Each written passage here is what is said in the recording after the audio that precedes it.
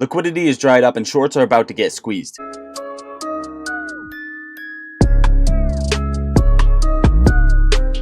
By the end of this video, I'm going to roll you a very important clip that is going to show us how close we actually are towards the end of this week and what we could see going forward. So make sure you're watching this video before Monday market open, and make sure you share this video with your friends and family. Without further ado, let's get into it. All right, so the first thing I wanted to touch on real quick, just to sprinkle on top of the video, is Mullen before we get into the important stuff. Ticker symbol MULN. Mullen's two manufacturing facilities are gearing up for increased production volume. The company is meeting noteworthy milestones with each of its EV brands. I wanted to touch on Mullen because it's been a hot topic lately. It's trading at 74 cents, and honestly, it can't have much more room to fall before getting delisted. But what I wanted to point out is that Mullen is ending a cycle very soon. It's been a long time since I've looked at Mullen's chart, and we had old cycles drawn out on Mullen, and it's traded to a T with the cycle that we had drawn out months ago from September of 2022, and it's playing out identically to what we had drawn out, and it is coming up right on this point of interest. And interestingly enough, this lines up with AMC and GameStop's rip, meaning that all of these small cap, mid cap, high short interest plays are about to rip to the moon, in my opinion. None of this is financial advice. I'm not a financial advisor,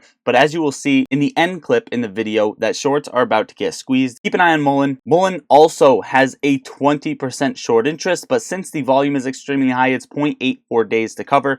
But what we can see is every time these cycles do end up playing out at the beginning, it does have a disgusting rip most of the time. Just keep Mullen on your radar. You can write it down, or you can pop in Discord where we talk stocks all day long so you don't miss it. Now, GameStop. We talked about this in the video I uploaded yesterday. GameStop completed its 5th green week in a row. When was the last time GameStop had 5 green weeks, you ask? Back here, before the run to $500. On a side note, the 5th green week was Ryan Cohen's first buy-in. We've been touching on GameStop and how beautifully the chart has been looking, but also take a look at institutional ownership on GameStop. Institutions let go of their shares and kind of let it trade sideways for quite a bit, and now finally they have been accumulating shares, finally accumulating as many shares as they had back in the January 2021 run-up. They now have more shares than they had back then. You guys think this is because they are preparing to take some profits when AMC and GameStop are going to rip and squeeze again, or do you think they are trying to borrow more shares because it is getting harder to manipulate the float since 60% of these shares are direct registered? On top of that, the institution put to call ratio is finally outweighing on the call side of things. Usually you see market makers, hedge fund short sellers hanging more on the put side of things, outweighing their call position. And finally, now you are finally seeing the sentiment change. More are betting calls than betting puts for the first time in quite a bit, actually. So keep that in the back of your head as well. Just to disclose, I do still hold my GameStop calls and my AMC calls. Currently, I have July expiration, and honestly, I am not worried one single bit. GameStop also has earnings this week scheduled for June 7th. Prepare for earnings. The last earnings had a 50% gap up. Not saying that is necessarily going to happen, but I am willing to play earnings, and I am YOLOing into this. If you guys do want to know my trades as soon as I take them, if you want to talk with me on the daily, throughout the weekend, throughout the days, and say, yo, lottery stocks, what do you think about this ticker? Or lottery stocks, you still hold your GameStop calls, what expiration you have, yada yada. Are you worried about this? Are you worried about that? If you guys want this, make sure to join the Discord. I'm in there on the daily all the time, as well as 500 of the most amazing people so far who have popped in the Discord, and they all enjoy it. They all enjoy talking stocks all day long. Overall, surround yourself with people who enjoy the same thing as you, and that is trading stocks. Plus, if you have any other questions, this is one of the best spots to learn from other people who have probably made the same mistakes as you or just know what they're doing. Overall, guys, I'm going to leave this under the video and in the comments down below. One thing to note really quick, I have AMC, GameStop, and the S&P 500 up here in the top in blue. One thing to note, the S&P 500 correlating over to AMC and GameStop. GameStop and AMC have not peaked without the S&P 500 peaking. In other words, when they have squoze, quote unquote squoze, even though shorts have not exited their positions, but when they ran in January and when they ran in June, the SPY was ripping both of those times. So what you can take out of that to now with how the SPY is ripping is that it cannot be a bad thing going forward, at least for us retail investors. If anything, it's bad for short sellers. It's worse for short sellers as they are probably losing billions, hundreds of billions of dollars over the past few days. However, Keep in mind, there may be a temporary sell-off with the S&P 500, all in my opinion. It's trading at 427.92, and this is the first time in a while we snapped outside of the Bollinger Bands, which means the SPY could be temporarily overbought. Now pay attention to how it's trading. It snapped out of the Bollinger Bands. The last time we saw it break out of the Bollinger Bands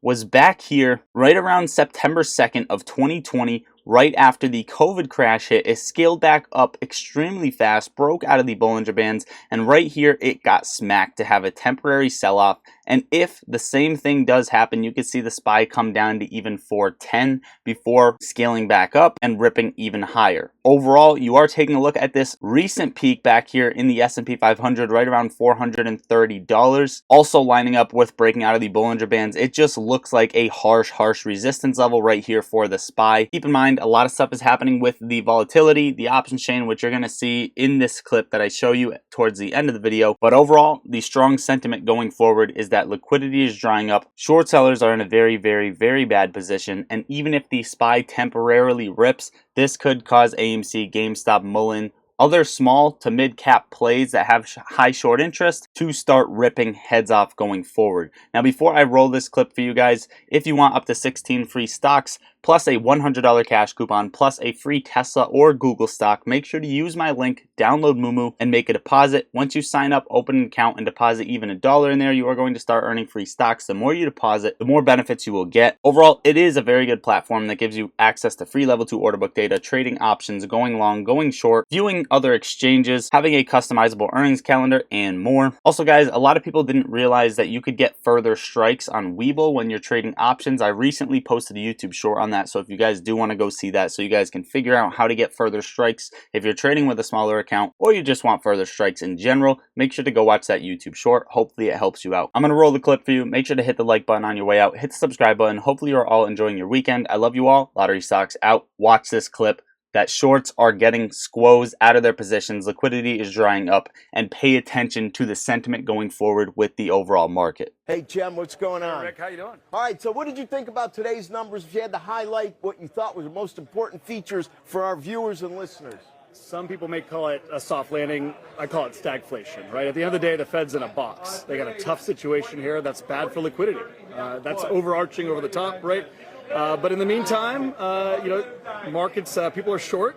You got a little bit of a vol squeeze going on. You're going into a June OPEX, which is very important. There's a lot of open interest in those puts that drives all this buyback.